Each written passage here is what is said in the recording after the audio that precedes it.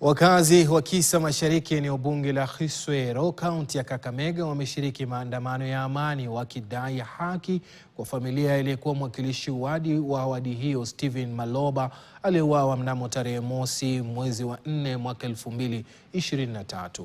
Wakazi hao walijiunga na familia ya marehemu, walitembea wadi hiyo na kuwasha mishumaa kama ishara ya kumkumbuka mwenda zake aliyeuawa kwa kudungwa kisu alipokuwa amehudhuria mkutano wa hadhara. Aidha, wametaka idara husika kuhakikisha kwamba mjane anapata haki.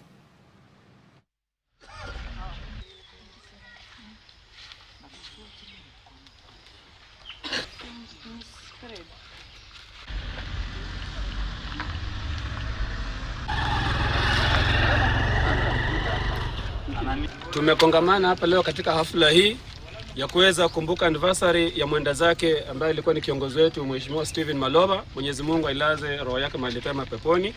Kwa hivyo hafla hii ni hafla ya amani. Tangu 2023 mpaka wa leo hatujapata haki. Tunalilia familia ya Maloba, inahangaika. Mama kila siku anashinda akilia.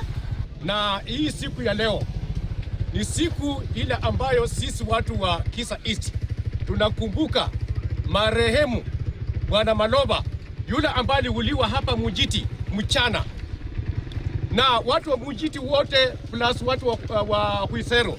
Hii ndio siku yetu ya kuwa na Maloba pamoja ili tumukumbuke.